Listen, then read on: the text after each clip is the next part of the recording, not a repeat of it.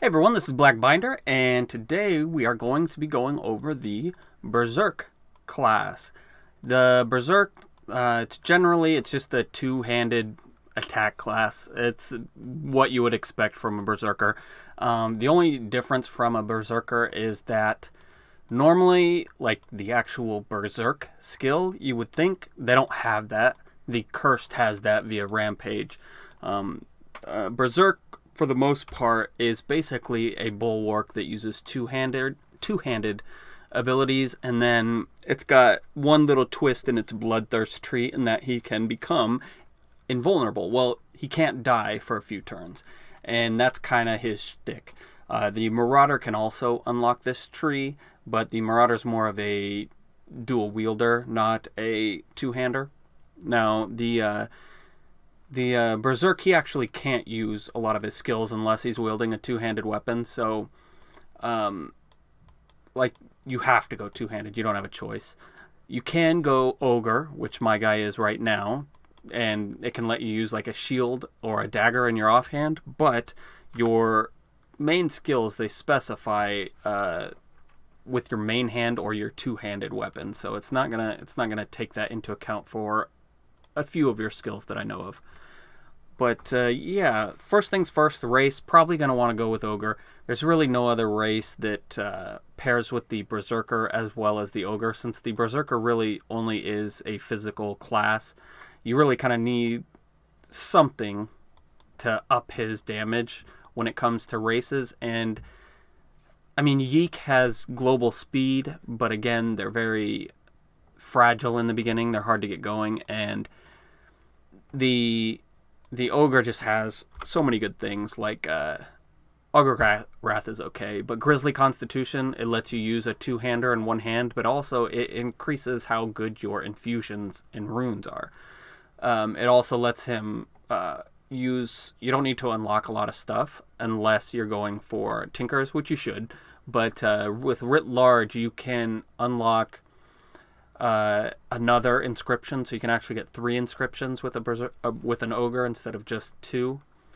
But yeah, I think for the purposes of if you wanted to min-max, it's gotta be an Ogre. A Dwarf seems more thematic. A Halfling, they can be good at first because they increase his crit chance quite a bit, and then his defensives too. But I would never make a Berserker if I was min-maxing as anything other than an Ogre. Alright, now your stats. You want to max out Strength first, obviously. He's a Strength class.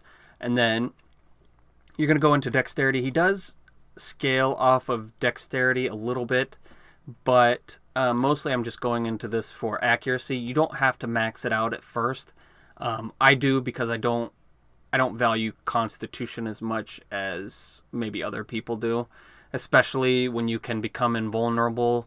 Constitution means even less, but they do scale more off of Constitution, their utility skills, than they do off of Dexterity for their offensive skills. And then you have Cunning as well. Cunning is going to be your third stat any way you go. It'll be Strength, Dexterity or Constitution, and Cunning. And then whatever stat you didn't pick, that will be your leftover fourth stat. So for me, I'm going to max out Strength, Dexterity, and Cunning. I don't have the skill points for it right now because I did put some into Constitution just to see how the scaling worked out. But you definitely pick one of these two that you want to go heavy into: Cunning or Dexterity, or one of these 3: Cunning, Dexterity, or Constitution. I always get Dexterity maxed out because I can't stand missing. And although the Berserker does get increases to his accuracy, it's not enough, even with combat accuracy. And if you overkill on accuracy, it's not like you're wasting it. It's still going to give you something. And in the case of a two-handed sword, the accuracy bonus is going to give you critical multiplier. That's for every accuracy point you have that's more than the enemy's defense, you will get this accuracy bonus. And for the Berserker, it's critical multiplier, which is good, because we're gonna max out our crit most likely, or we're gonna try anyway. But yeah, for me, I go Strength and Dexterity with Cunning or with Constitution to meet the prerequisites for just unflinching resolve. I don't go any farther than unflinching resolve in conditioning. And then obviously cunning as my third stat. And then I finish off whatever I've left into Constitution. But let's start going over their skills. Their skills, I mean, the good ones are pretty lackluster. So unfortunately, the Berserker can be kind of boring unless you do like just straight up physical classes. But let's go over their two-handed assault tree. Stunning blow. Hit the target twice with your two-handed weapon, doing 60% damage. Each hit will try to stun the target for 3 turns. This is a good stunning tool, but that's about it. I do use it for more, because it is going to be higher damage than just bumping. It's going to be about 46% more damage. It's going to be a little less than that because it's lower damage and it's 2 hits, so damage reductions are going to hit it a little bit harder, especially flat damage reductions. But the stun is really useful. Stun is always useful. Fearless Cleave. This was nerfed. You can't use it anymore when you're pinned. You used to be able to use Fearless Cleave to move no matter if you were pinned or whatever, but now you can't do that, unfortunately. Fearless Cleave. Take a step forward. Take a step toward your foes, then use the momentum to cleave all creatures adjacent to you for 120% weapon damage. It's actually really decent AoE attack, 146% weapon damage, and I guess it's easier to show you how it looks. When you do it, you see it's basically just a little AoE. It's targeting everything around you, which is really nice. It gives you mobility and damage, which is always nice, especially the rogue's mobility and damage skills are really nice. This is kind of like that, except the mobility part is really low because you only take 1 step. Death Dance. Spin around, extending your weapon in radius 2 and damaging all targets around you for 176% weapon damage. At level 3, all damage done will also make the targets bleed for an additional 38% damage over turn. You're always going to want to get this to level 3. It's like a very, very bad Windblade because it's only got radius 2, but radius 2 it's bigger than you'd think. I wish I could show you, but I can't. It's got basically Fearless Cleave, extend it by 1, and that's what it looks like, except you're not moving with it. So it's decent. I do like Death Dance, and that's something, if I have points left over, I might take more points into it, just because the bleed damage goes up a decent amount, and you're always going to be using it to get the bleed effect going for the purposes of another one of your abilities. Stunning Blow, we're going to take that up 2 points, 3 out of 5. Why? Because if you can see, when you bring it up 1 point, it gives you an extra turn on your stun, but if you do another point, it gives you an extra 2 turns. So that's the break-off point there. With Fearless Cleave, it's going to do what it needs to do at 1 out of 5. If you have leftover points and you want it to do more damage, go ahead and take it, but for a base build, 1 out of 5 is fine. Execution. Now, they did buff this, but I'm not exactly sure how they did, but let's go through it. Takes advantage of a wounded foe to perform a killing strike. This attack is an automatic critical hit that does 1.2% extra weapon damage for each percentage of life the target is below maximum. A victim with 30% life, 70% damage would take 187% weapon damage. Let's see what it is maxed out. It would take 300% weapon damage. If an enemy dies from this attack, then 2 of your talent cooldowns are reduced by 2, and execution's cooldown is reset. So I think that's the buff, is that it resets its cooldown and 2 of your talent cooldowns are reduced. But if you were using this purely for damage, it's not that great, because an enemy with 30% life left, a 300% weapon damage attack is going to be overkill. However, because it resets the cooldown, and it's really not... It does cost a lot of stamina. 28 is a lot for a melee attack, but it does give you... You might need to refresh your Stunning Blow or something. So it's got its uses. I would leave it at 1 out of 5, and if you do find yourself using it a lot, take up more points into it. But I think at 1 out of 5, it does what it's supposed to, because the talent cooldowns are never going to increase by more points. All right, going into Berserker Strength. This is an amazing ability, War Shout. Shout your war cry in a frontal cone of radius 9. That is insane. Any targets caught inside will be confused 50% confusion power for 9 turns. That's what those minotaurs are always freaking doing to you. That is so annoying. Look at this. I don't even know. Do we have enough room? We barely have enough room to show the cooldown on this. This is one of the better CC abilities in the game that isn't a hard CC. Like, they can still function, just not very well. But yeah, this is a really, really good ability. I actually take this up to 5 out of 5 pretty early on, just because it's needed before you get unstoppable, and even afterwards. You don't want to rely on unstoppable all the time, and this helps you drag out the fight long enough so you can take everyone down before they actually are able to damage you. Now, sometimes it's not going to work. Everyone's going to get their turn every time because it's only a 50% confusion power, but that should be a rare thing. All right, Berserker Rage. This is it's like the shield wall of the Bulwark.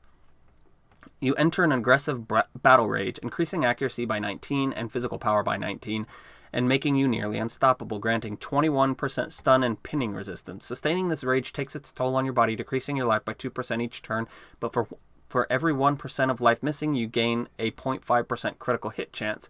Even when sustained, this talent is only active when foes are in sight, so you aren't going to be resting and losing hit points. The accuracy bonus increases with your dexterity, and the physical power bonus with your strength. So let's take this up to 5 out of 5. Well, hold on.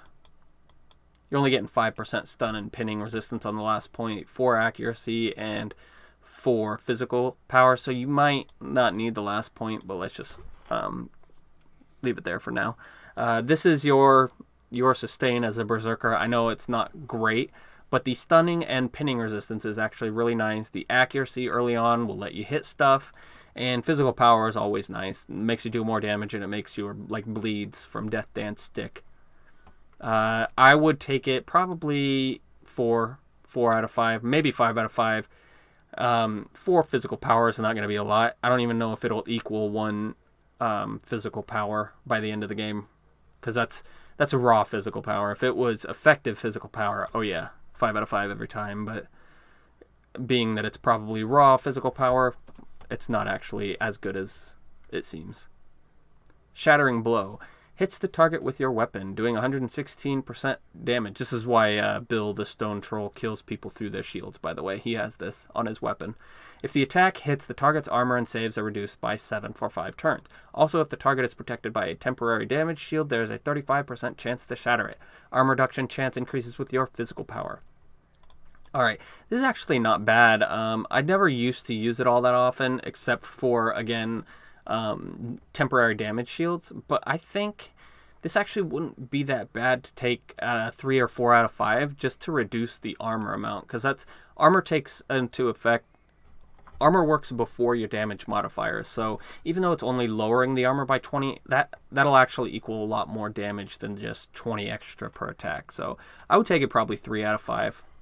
Relentless Fury, this is like the old Archmage's Disruption Shield. Search your inner strength for a surge of power. For 4 turns, you gain 13 stamina per turn and 12% movement and attack speed. Only usable at 30% or lower stamina. And the stamina regeneration is based on your constitution stat. Alright, for 4 turns, you gain 13 stamina per turn. Let's see. It goes up to 9 turns, but the 13 stamina per turn is always the same. It doesn't go up.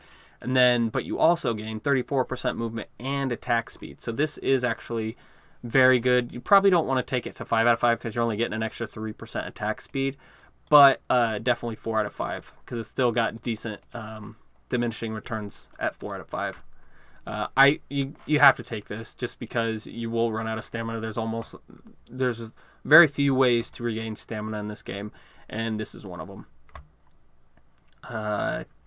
Combat techniques. All right, Rush. You're gonna take 1 point in it in the beginning. Eventually, you will take it to 3 out of 5 to get that extra range boost on it, get it to 9 instead of 6, and that is very helpful. It is very nice. You can take it all the way up to get the cooldown down to 18, but that's not really necessary because you're usually going to rush in at the beginning of the fight. You don't want to do that, by the way. That's bad practice to rush into the fight, but now that you can't use this to run away, that's really its only use. What you can do is save it until you're already engaged to go to the next target, because unlike the Bulwark, for whatever reason, the Berserker does not have greater weapon focus and step up, so he's really hurting for mobility. So if you don't want to rush in the beginning, that's probably best. Save it for a secondary target when you're done taking down your main one. Just drag him around a corner or something for your first target. Precise strikes. You focus your strikes, reducing your attack speed by 10% and increasing your accuracy by 7 and critical chance by 19% at 5 out of 5. 33 accuracy also at 5 out of 5. This is crap. Don't use it. Reduce attack speed is not good. There have been people talking about it in chat, but it's terrible. For the accuracy, you can get elsewhere, and critical strike is easy to max out, even if you weren't a Berserker. And with Berserker Rage, it's going to be maxed out.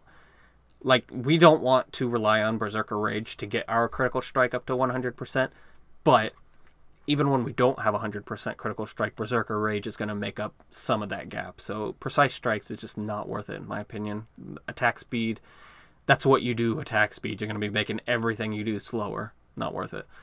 Alright, perfect strike. You have learned to focus your blows to hit your target, granting 46 accuracy and allowing you to attack creatures you cannot see without penalty for the next 2 turns. You really do need this. Doesn't matter if you have a bunch of accuracy or not. You're taking it so you can attack the things that are invisible, which in 1.6 seems to be a lot more than usual. So like the Dreadmasters, even just regular Dreads, Rogues, all those bastards in the Spellblaze Scar before the Grand Corruptor. You want perfect strike at about 3 out of 5.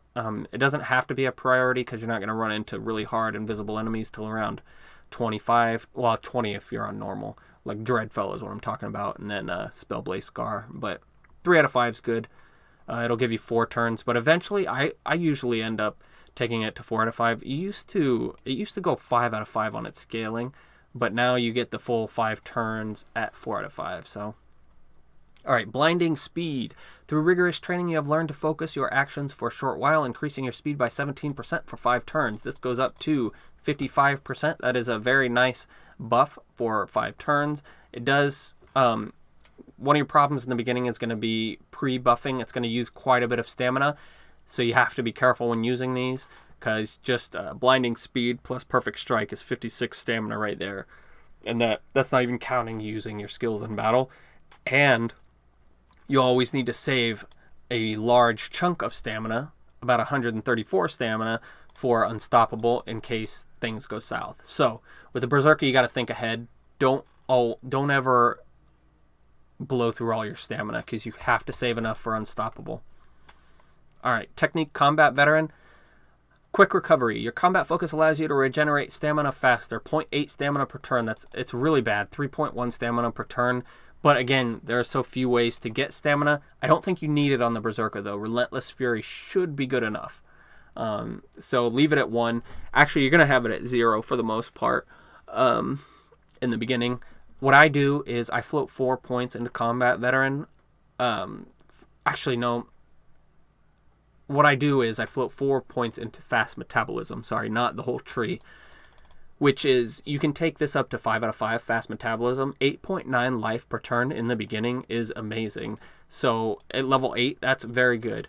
That can be almost enough to keep you healed, except for the harder hitting rares and random bosses. But just remember, before you ever spend anything else in another skill, you need to take 4 points out of this. That way, so long as you're out of combat, you can take points out of the last 4 points out of any class, the last class skill that you spent it in. So basically, you're getting the best of the best with fast metabolism. 5 out of 5 early on, and then later on in the game when you don't need it, it's down at nothing. Spell Shield sucks. 16 spell save doesn't do anything. I mean, if you're on normal and nightmare, you could actually, if you're playing like a dwarf berserker, like for thematics or just because it's fun, or you don't have an ogre, you could actually get this and pair it with their racial saves and get decent saves. But I wouldn't try using it on Insane. From what I've heard in chat, they were supposed to buff saves, but I guess they made them worse in 1.6. From what they said, it was now a random crap fest. I don't know what that means, but I never use saves anyway because they're unreliable. You revel in the death of your foes, regaining Unending Frenzy. You revel in the death of your foes, regaining 6.7 stamina with each death you cause. For whatever reason, since I've played, people said this sucks, but I always grab 2 points into it anyway. 12 stamina per kill. The hardest fight in the game, the hardest fight of the main storyline anyway, has a bunch of adds for you if you need extra stamina, and you can do a lot of AoE damage too, even without going into Windblade. So this is basically a stamina heal, and it's only a 2-point tax to get here. 3 if you count quick recovery, but yeah, it's a 3-point tax to get to it. But it is good. I like it. I don't care what anyone else says. 2 points is enough for it to do what it's supposed to do. All right. And also, you're a Berserker. You don't have a ton of places, just like the Bulwark. You have a few more places to spend your points than a Bulwark, but not many. All right. Let's go over... let's just go over in order. Superiority. Juggernaut. Very good skill. It's instant, and concentrate on the battle, ignoring some of the damage you take. Improves physical damage reduction by 17% and provides a 9% chance to shrug off critical damage for 20 turns. So that ends up at 40% physical damage reduction and provides a 24% chance to shrug off critical damage for 20 turns. Now, it's a good buff as it is. It costs a lot of stamina, 56, but it also lasts for 20 turns. That's awesome. That's almost pretty much every fight is going to be over before this runs out. This is almost good enough of a reason to take the tree, but not quite, because you can get your physical resistance up to 70 without ever using this at all. But the crit shrug is pretty nice as well. They both go together very well. If any of the other skills in this tree were usable, I'd take it, but they're not. Onslaught. Take an offensive stance. As you attack your foes, you knock your target and foes adjacent to them in a frontal arc back up to 1 grid. This consumes stamina rapidly. Let's see, up to 5 grids. You're a melee character. Why would you ever want to throw your enemies back? Yes, if you're trying to run away, and it is instant, but still, it doesn't make any sense. I'm curious. It says you knock them in a frontal arc. I want to test that out, but it doesn't matter. Even if it works the way I'm thinking, it's not good. You can use a blink rune if you really need to, or whatever, but I can't think of a reason to use it other than knocking someone back so you can run away. Battle Call. Call all foes in a radius of 3 around you into battle, getting them into melee range in an instant. No, you don't want to call people to you. You want to run to your target or finagle your line of sight in a way that your target gets to you first. You don't want to call all foes. What is all foes? I mean, that's not good. You can finagle this to get just the enemy that you want into that radius 3, but what's the point? Just step around a corner, let them come to you. Alright, Shattering Impact. Put all your strength into your weapon blows, creating shockwaves that deal 40% weapon damage to all nearby targets. Only 1 shockwave will be created per action, and the primary target does not take extra damage. Each Shattering Impact will drain 8 stamina. This would be okay if it affected the main target, but it doesn't. So it's just basically an AoE attack, which you already have a better... Okay, let's check this out. Death Dance at 5 out of 5 does 220 in a radius 2 around you.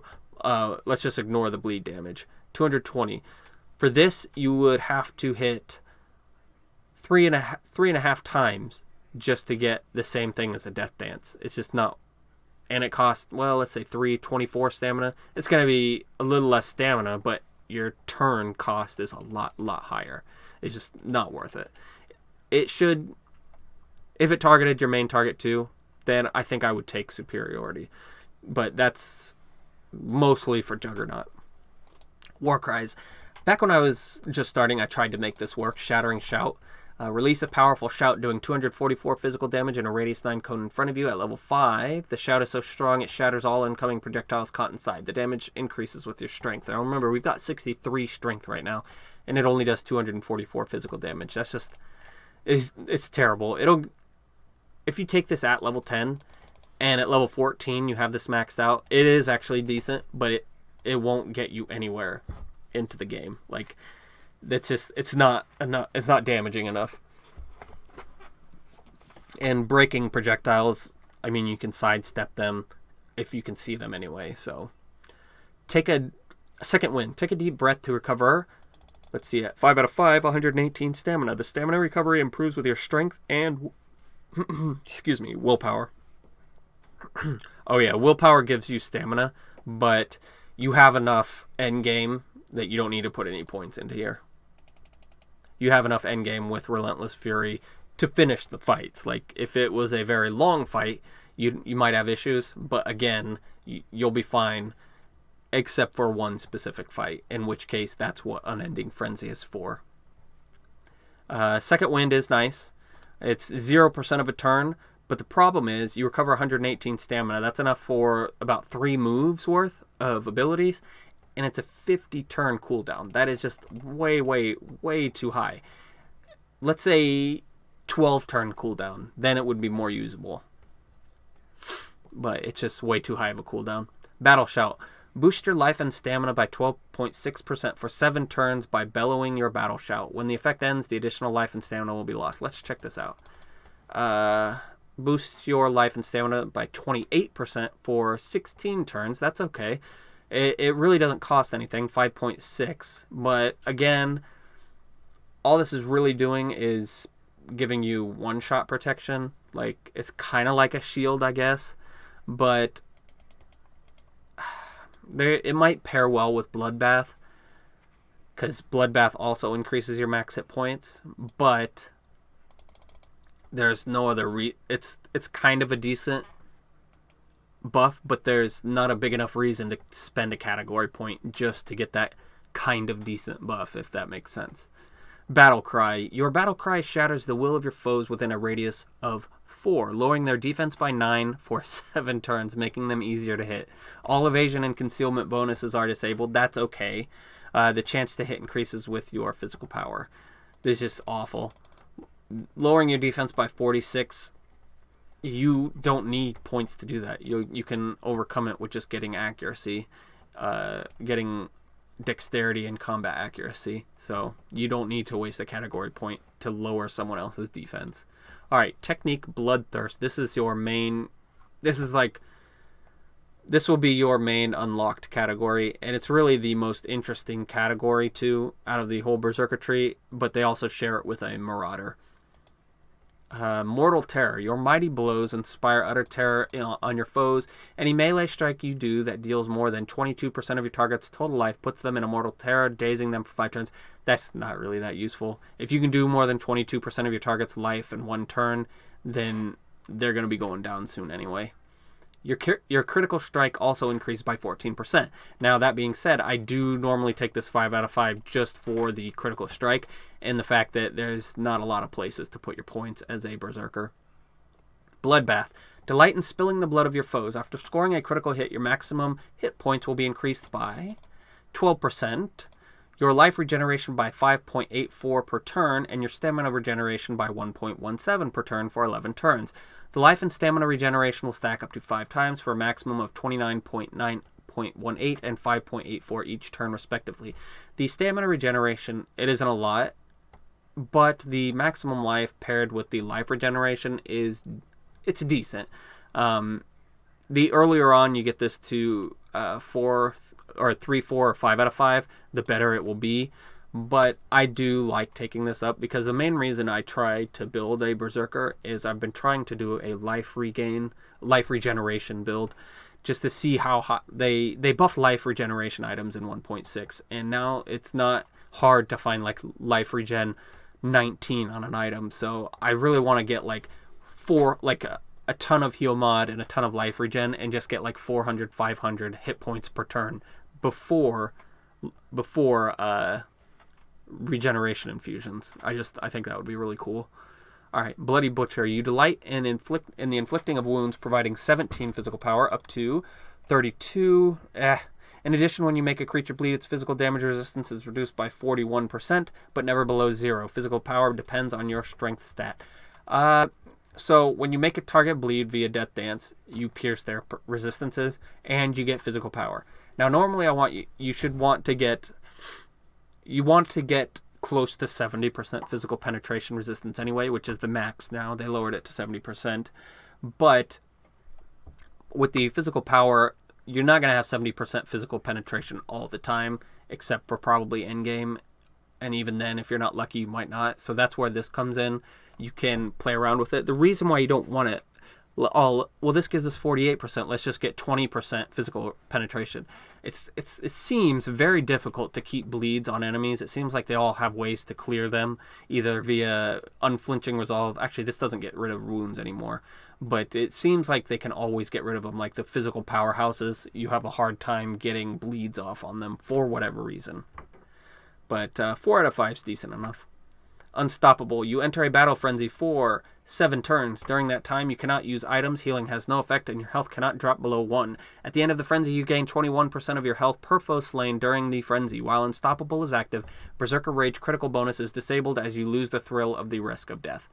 Alright, so you lose your critical chance bonus, but that's fine. We're going to be close to 100% anyway. Now, do not use this if you can't kill something, because it is a death sentence. You will die. If you can't kill something, as soon as this wears off, you can't heal the turn that it wears off. But when it wears off, like the bleeds will tick and you'll just die. So if you can't kill something, this is not... don't use this as a catch-all. Like, oh, I can't die, so I'll just use this to extend my life for 7 turns. No. If you're going to die, run away. Like if... Basically, the situation I'm talking about is like versus a 1-on-1 or 2-on-1, like Ranboss or some difficult enemy to kill. If you can't kill them and you're not close to killing them, don't use Unstoppable. Just run away, because you're going to die as soon as it comes off if you haven't killed them before that. In 7 turns, it sounds like a lot, but it's really not. Alright, Cunning, Dirty Fighting. This I never take this, but it's probably not a good tree because you're a 2-hander. But... no, it's just probably not a good tree because you're using 2 hands. You don't have a lot of multiple hits. You have 1 multi-hit ability. But let's go over it anyway.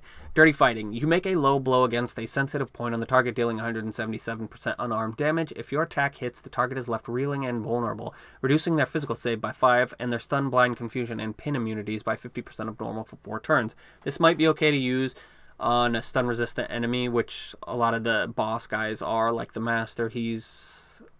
I think 70 or 90% resistance to stun before you use your stunning blow, but by itself it's not very good. Backstab. Your quick wit gives you a big advantage against disabled targets, increasing your damage by 4% for each disabling effect the target is under to a maximum of 12%. For this purpose, disabling effects are stun, blind, daze, confuse, pin, disarm, cripple, and silence. You can actually do 1, 2, 3, 4, 3, and 4, I think. Yeah, 1, 2, 3, 4, 5. 5 of these.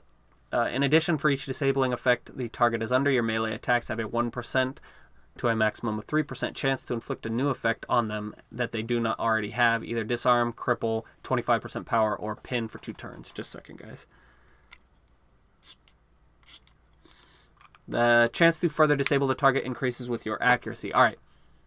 This is okay, but you really need a class with like Flurry or Frenzy or Fan of Knives to really take advantage of this. You want to hit a bunch all at once, and that's just not something the Berserker is good at. He's got 1 multi-hit attack, and it's not going to get... You're really not going to get a lot of use out of this, and especially for a category point, it's just not worth it. Blinding Powder. Throw a cloud of blinding dust in a radius 1 cone. Enemies within will be blinded, as well as having their accuracy reduced by 8 and movement speed decreased by 15% for 3 turns. Hold on, let's get rid of these 5 points so I can check out the max on this. Movement speed decreased by 30%, a radius 2 cone, and lowering accuracy by 24 at 5 out of 5. That's terrible. I never take this even if I had Dirty Fighting unlocked on its own. It's just low radius and really low debuffs. Like, it's just not worth it. Twist the Knife. Make a painful strike dealing 122% weapon damage. Well, let's look at that. 150% weapon damage. That increases the duration of up to 3 negative effects on the target by 4 turns. For each negative effect extended this way, the duration of a beneficial effect is reduced by the same amount, possibly canceling it.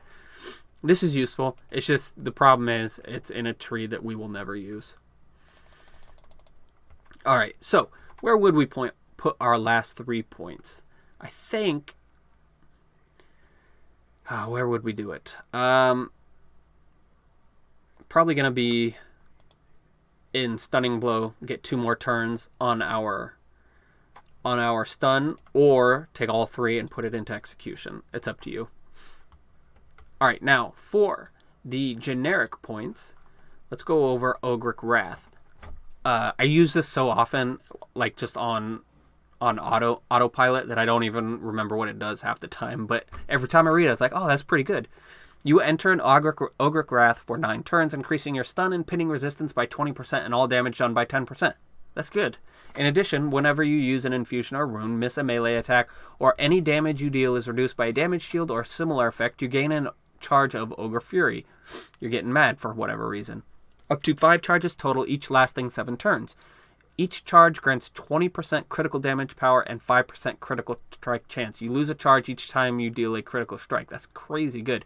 So you can get 100% critical multiplier. That is crazy. And 25% critical strike, making sure even if you have no critical strike, you get to use that. So on our crit machine that is a Berserker, that's the only way we're really going to raise our damage. Excuse me. Is critical strike and critical damage. This is perfect for him. I would use it at the beginning of any hard fight. I keep it Ogric Wrath, because it's instant and because it doesn't require resources. Anytime I take an ogre, it's always the first on my buff list because I know I can use it without penalty. Grisly Constitution. An ogre's body is acclimated to spells and inscriptions, increases spell save by 5, crap, and improves the contribution of primary stats on infusions and runes by 30%. So the first point is 15%, but at 5 out of 5 it is 30%. So if you had like an 800 power regeneration infusion, that would go up to closer to 1,000. So these are how you see the big numbers. 1, it's high stats, like with I Can Carry the World, and paired with Grisly Constitution. That's how you get those 1,200 movement speed infusions and stuff like that that you see people linking in chat. At level 5, your body is so strong that you can use a 2-handed weapon in your main hand while still using an offhand item. When using a 2-handed weapon this way, you suffer a 20% accuracy, physical power, spell power, and mind power penalty, decreasing by 5% per size category above big. Further, all damage procs from your weapons are reduced by 50%. For the Berserker, this is always going to be 15% because we're going to take... I Can Carry the World is pretty much mandatory, and that gives you a size category, and because we're already big... that gets us over the hump. That being said, even at 20%, this is almost nothing endgame because it's taking off 20% accuracy, like that's raw. It's not effective. So 20% raw accuracy, let's just say that you're at 100 accuracy for whatever reason, or 100 physical power. Let's do that. That's easier. You're at 100 physical power. 20% of that would be 20 physical power, right? Well, 20 physical power equals like 2 or 3 physical power at that point. So that means almost a nothing. And then all damage from your procs, from your weapons, are reduced by 50%. Wait, this is supposed to be offhand. All damage procs from your weapons are reduced by 50%. It's supposed to be offhand only. Huh. I saw this the other day and I was like, why is that only offhand? Oh well. Maybe they switched it back, I guess. I don't know. I'll have to check that out. But that doesn't affect us anyway. All damage procs from your weapons are reduced by 50%. So let's say you have that big sword, call it golden edge sword of truth or whatever it's called. It does 50 dark, 50 light damage each. They would take it down to 25 each. So if you're doing you don't want to rely on hit damage is what I'm saying. Scar Scripted Flesh. When you crit, you have a 20% chance to reduce by 1 the remaining cooldown of one of your inscriptions and of any saturation effects. This can only happen once per turn. Just leave it at 1. It's not good enough to take it any further. Writ Large. Instantly removes runic and infusion saturations. For 5 turns, your inscriptions cool down twice as fast. At level 5, your command over inscriptions is so good that you can use 1 more. You still need a category point to unlock it. You need to exit the level up screen to validate it. At 5 out of 5, this is 10 turns. This is really, really good. At level 5, that getting a new inscription doesn't really matter. You still want it at 5 out of 5 because 10 turns of your inscriptions cooling down twice as fast. If you have a 10-turn healing infusion, that turns into a 5-turn healing infusion. It also instantly removes your saturation, which you don't run into saturation a lot because fights are usually over before you need to use them a bunch. But the final boss, definitely writ large, is one of the main reasons that I think, anyway, one of the main reasons that I do well on them with ogre classes, because it basically doubles your healing, doubles the amount of times you can move quickly, it doubles all of your infusions for 10 turns, which is really nice. Thick skin. Your skin becomes more resilient to damage, increasing resistance to all damage by 4 up to 12%. You will want this at 4 or 5 out of 5. Just get the items with Constitution if you need to. Heavy armor training, take it up to 3 out of 5. Light armor training, we don't need. Combat accuracy, I will take it up to 4 out of 5 or 5 out of 5.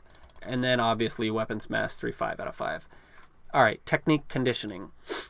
You recover faster from poisons, diseases, and wounds, reducing the duration of all such effects by 52% at 5 out of 5, but we're only going to leave this at 1 out of 5. Whenever your life falls below 50%, your life regeneration increases by 29 for 8 turns, 238 total. This effect can only happen once every 15 turns. This used to be a percent. It also used to add in a percentage of your maximum life, but it helped enemies way too much, so when they changed it, it also nerfed it for us. It's really only a beginning, a 1-point wonder in the beginning. After early game, it's just not good at all. A 238 heal over 8 turns is nothing. Alright, unflinching resolve, very good now. You've learned to recover quickly from effects that would disable you. Each turn you have a 19% chance to recover from a single stun effect. At talent level 2, you may also recover from blindness. At level 3, confusion and pins. At level 4, disarms and slows. Effect will be cleansed with the priority order of stun, blind, confusion, pin, disarm, slow. Only one effect may be recovered from each turn, and the chance to recover from an effect scales with your constitution. So at 5 out of 5, it's 42. I would just take it up to 4 out of 5, because that's when you get your last big bump of 3%. It only gives you 2% at 5 out of 5, which is just, it's not enough. Very good. You can't count on it to save you in a moment of need, but over the course of a very long fight, or not even necessarily a long fight, a difficult fight, it is going to get rid of some stuff that you don't need to waste your clears on, whether you go Tinkers or Wilds. Daunting presence. Enemies are intimidated by your very presence. I haven't gone over this skill in a while, and I always thought it sucked, but let's see if it still holds true. Enemies within radius 6 have their physical power, mind power, and spell power reduced by 29. The power of the intimidation effect improves with your physical power. Nope, that still sucks. That does suck. For the same reason that the Grizzly Constitution penalty isn't that bad. Taking 29 spell power off the top of a 80 spell power enemy isn't going to be very much. And maybe if you were also building your saves in addition to this, but you shouldn't be building saves. Adrenaline Surge. You release a surge of adrenaline that increases your physical power by 8 for 3 turns. While the effect is active, you may continue to fight beyond the point of exhaustion. You may continue to use stamina-based talents while at 0 stamina at the cost of life. The physical power increase will scale with your constitution. Using this talent does not take a turn. It's okay. I used to take this as a cure to my stamina problems, but it's better to take care of your stamina problems, because you're still going to have them with this, and you can't be beholden to 24 cooldown skill to be using all your good stuff. Alright, Cunning Survival. You will take points in this. You can go 3 points in just to get track. Sense foes around you in a radius 21 for 5 for 4 turns. The radius will increase with your cutting. Track's good to have at 1. You can pre-scout, which is what you really should do. I don't like pre-scouting, but what I will do is when I'm trying to run from a dangerous enemy, because I didn't pre-scout, I'll use this to make sure they're on the other side of the wall and I'm not running into them. Heightened senses. You notice the small things others do not, allowing you to see creatures in a 5 radius even outside of light radius. Excuse me. This is not telepathy, however, and it is still limited to line of sight. That's actually pretty nice. 9 radius, so it's basically infravision. This is not Also, your attention to detail increases stealth detection and visibility detection by 35, and you gain the ability to detect traps, 28 detect power. The detection abilities improve with cunning. This might actually be more useful now. I'm running into stealth enemies like crazy, and they're super annoying, so this actually might be useful.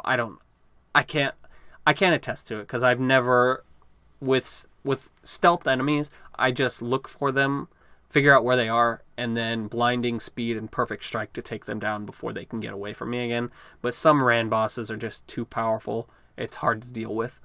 So I'm going to leave that up to you guys. I honestly don't know in that case. Device mastery. Your cunning manipulations allow you to use charms, wands, totems, and torques more efficiently, reducing their cooldowns and the power cost of all usable items by 40%.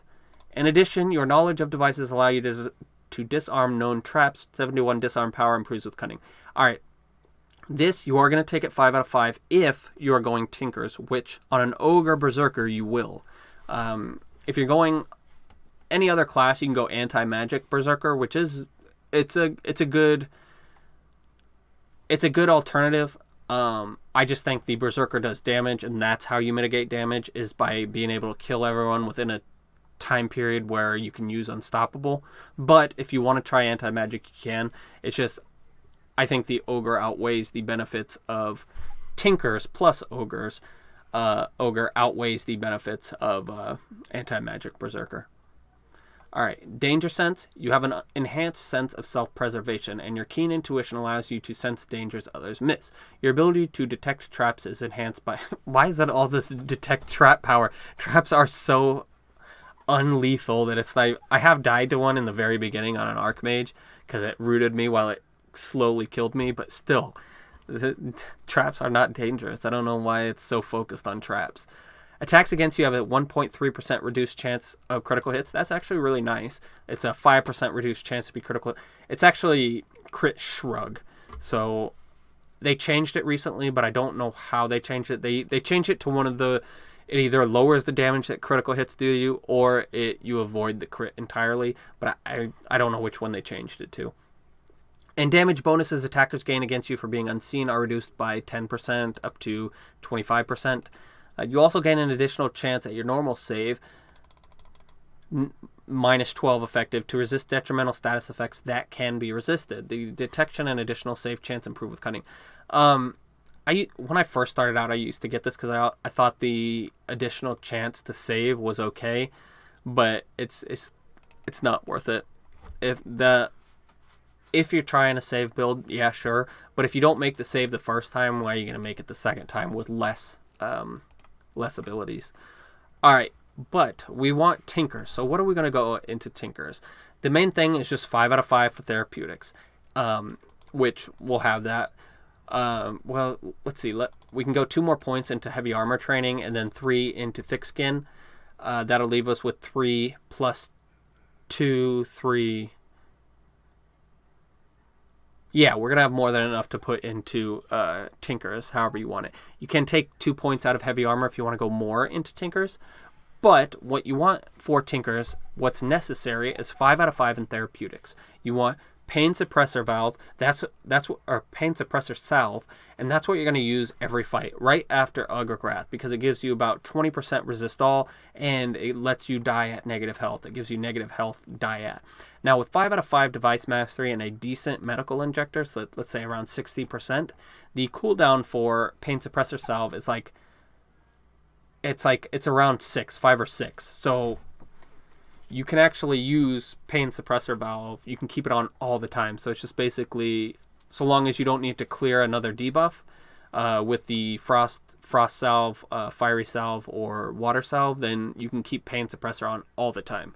But therapeutics is also going to get you those other salves as well. And then it's also going to get you unstoppable force salve, which gives you a ton, about 100 into all saves, and it actually makes saves usable. The thing is, it makes your saves so high, you really don't have to gear for saves. You can just use Unstoppable Force Salve when you know you're going to take detrimental effects, say the final boss right in the beginning. you can use it then to escape most of the detrimental effects. But yeah, the main thing I use from Tinkers is Pain Suppressor Valve, and then the debuff clears, which are Fiery Salve, Water Salve, and then Frosty Salve, or Frost Salve. Now with Tinkers, a lot of the other things you're going to get are like things you can attach to your weapons. That's all personal choice. The only thing I would say is to get the grounding strap is obvious. Like, there's no other way you're going to pick something else. 50% stun resistance. That makes you, with 4 out of 5 Berserker Rage, you're completely stun immune just with one item. And you can completely itemize everything else for other things instead of having to look for stun resistance. But otherwise, the grounding strap, you want that. You want the Razor Edge. That'll give you 20% crit chance and some armor penetration. You'll put it on your main weapon. Some other things you can get what I usually use the headlamp on my head because it gives me better sight radius, or gets me better light radius, sorry. But you can also do a mental stimulator, which gives you 10 cunning at tier 5. And then what else? You can do rocket boots, but that requires to have steam, and it's not worth it. So what I usually do is kinetic stabilizer, I think, on my feet, which just gives you pinning resistance and knockback resistance. And then it gives you 100% teleport immunity too, but how important is that? I don't know. I never really run into that problem. Yeah, it's annoying getting teleported around, but not that annoying. And then what else? For Tinkers, I mean, what else? The grounding strap, you're going to have to go 2 into electrical for it. So, and that's going to require at least a 1 point tax just to get there. So for the grounding strap, it's going to take you at least 3 more generic points. And then definitely get the Iron Grip. That's going to give you at tier 5, it'll give you 100% disarm immunity, and that's one of your biggest issues, because you cannot use even your CC, the Warshout. You cannot use it if you don't have a two-handed weapon on. Here, I'll try to see if I can't show you. Yeah, see, you require a two-handed weapon just to use your Warshout. So if you become disarmed, you don't just use your offense, you also lose your defense. Some of it, anyway.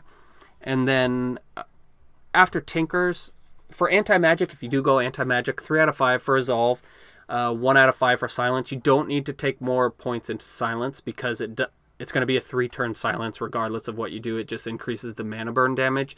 And for any enemy you want to mana burn, outside of the Grand Corruptor, you're not going to be able to.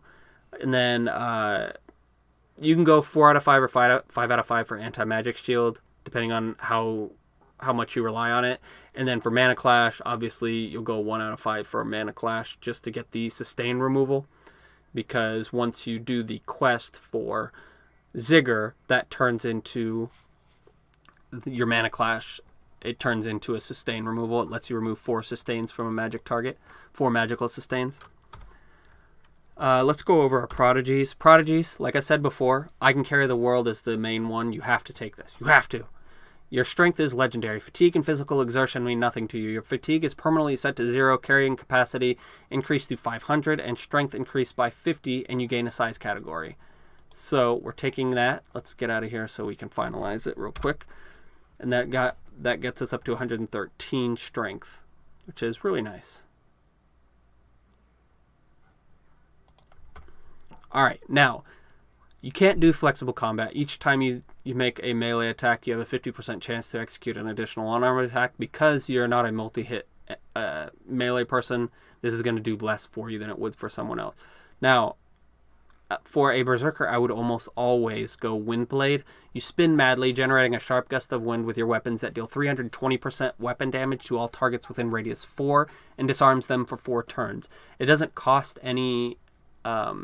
It doesn't cost anything to use it, and it's radius 4, and it can disarm people. So it's just all around good. It speeds up the last part of the game so quickly. Now, it says you have to do over 50,000 damage with dual-wielded weapons. What you can do is equip a one-hander and a dagger. You cannot use ogre wielding, or else it doesn't work. For some reason, it doesn't count it. But equip a one-hander and a dagger, and then go just beat on the target dummy for 10 seconds, and you'll reach this amount. So it's really easy to do this. Some other fun ones: you shall be my weapon. You deal a massive blow to your foe, smashing it for 350% weapon damage, knocking it back 5 tiles, and knocking aside all foes in its path. All targets affected are stunned for 3 turns. For each size category of over big, you gain an additional 80% weapon damage. So because we took I Can Carry the World, this is already at 430% weapon damage, which if you get lucky, you can get a size category 2 on a belt. So that could be another 160% weapon damage. But again, it's single target. Yes, that is good, single target. But Windblade does comparable damage. It's not going to ever do as much, but it's got a huge radius. So it's really nice. Now, if you wanted to go the other way with things, I Can Carry the World, you're still going to take that. But if you take those points that we put into Cunning and you put them into Magic, you can go Arcane Might, which is something a lot of people like to do. You have learned to harness your latent arcane powers, channeling them through your weapons. This has the following effects. Equipped weapons are treated as having an additional 50% magic modifier. That means your weapons are going to use your magic stat, which will be maxed, just like your strength stat. Well, half of it, but still, it's adding that extra modifier to it. Your raw physical power is increased by 100% of your raw spell power. That's not a huge amount, but it's there.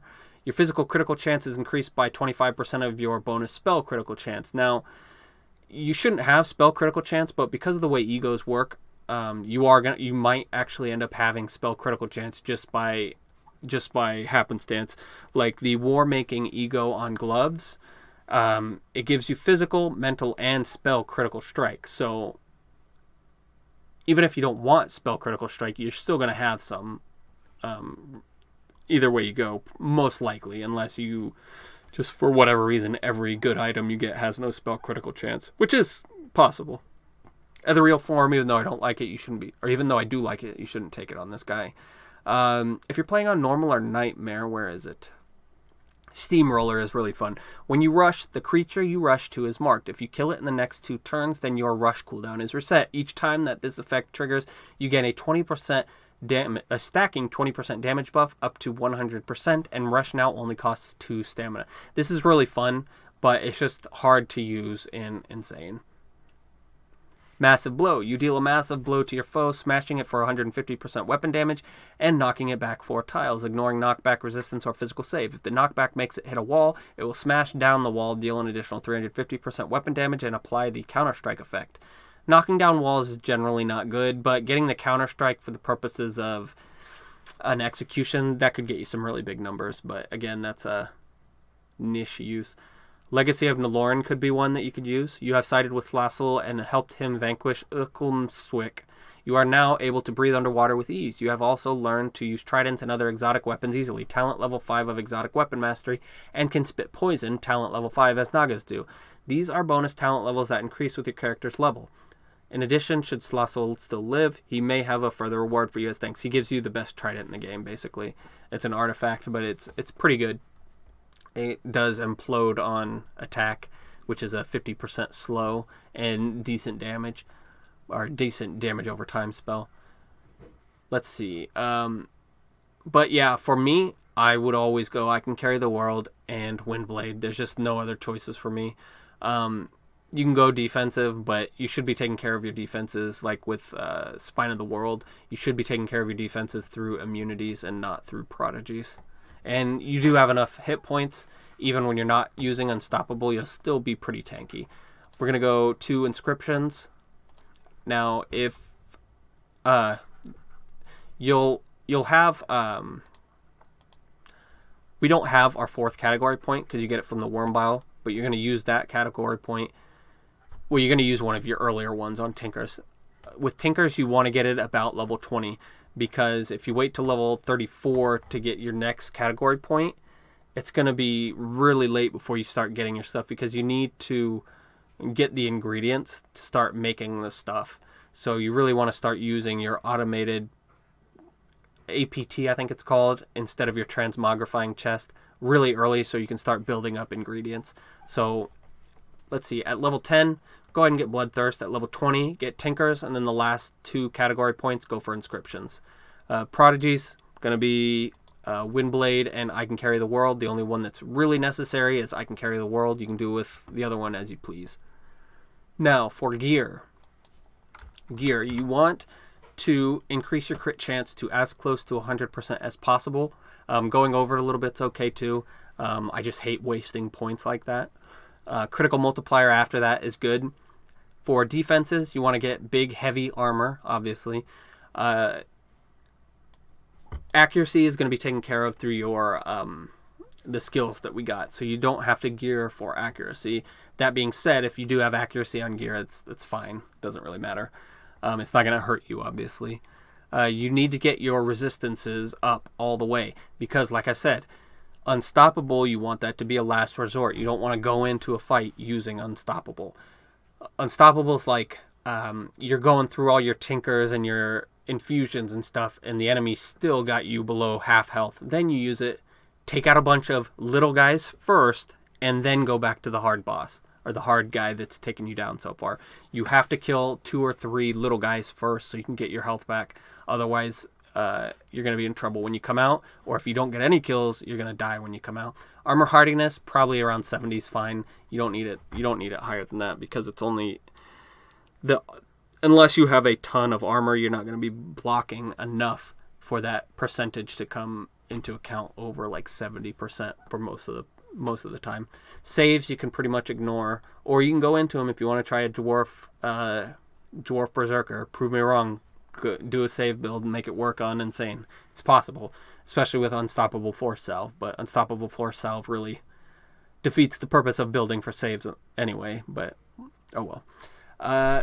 Physical power, you're gonna have plenty on your skills and just being a high strength class. But again, if you have some on items, it doesn't matter. Go ahead and grab it. It's not gonna hurt you. Attack speed's fine, and global speed's fine, but those are both pretty rare to find on items, especially outside of leather chest pieces, which you're not gonna wear. If you wanted to do the Fanged Collar, that's okay. The only thing is you're really only ever going to use the global speed on it, because even the attack portion of it does blight damage, which you're not going to build for. You want to get up to 50 or more physical penetration. I would get it up to 70%. I know you have abilities that pierce physical penetration, but you do not want to count on those. And after you get 50 or more physical penetration, you want to stack as much physical damage as you can. But I preface that by saying defense is first. You want, see, it only says 7% resist all right here. You want this all to say 50 or more for every single resistance. Even arcane. Arcane's hard to find, but you want them all to be 50% or higher. For normal and nightmare, it's going to be hard to get that, but on insane, it's easy to get that, but what it's hard to do is sacrifice damage stats for those stats, because it's not fun building resistances. It's fun building huge damage numbers and blowing everything up, but you still need those. Even with unstoppable, you don't want to rely on unstoppable the entire time. But that, I think, goes over everything about the Berserker that we need to. The only thing that really changes him, he's a slightly worse Berserker, or he's a slightly worse Bulwark, with the added twist of having Unstoppable. So how you make use of Unstoppable is going to kind of be your success rate with the Berserker. Otherwise, again, he's just a crappy Bulwark. Bulwark can use two-handers too, so if they're an ogre. So you really need to leverage Unstoppable to punch above your weight, I guess, or use it as a way to get yourself out of really bad situations. But yeah, I think we're going to leave it off. If you have anything that I didn't cover that you wanted me to, just let me know. I know a lot of some people didn't like me reading the skills, but I think if I don't go into depth into the skills, like, why would I make a long video anyway? You know, that's kind of the point of these, is to get into the skills and try to give you some kind of situation in which you'd use them. With the Berserker, they're kind of straightforward, but at the same time, it's just nice going through them like this. You might see something you don't normally see because you've played the Berserker so many times you didn't realize they changed something.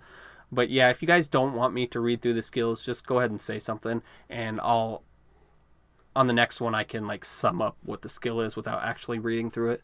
So yeah, if you see what you like, leave a like, subscribe, and then comment. Let me know what you think. I'm sorry this Berserker guide took so long. I know somebody asked me like 6 months ago, 7 months ago, but here it is now. So expect another one in the next few days. That's my mama.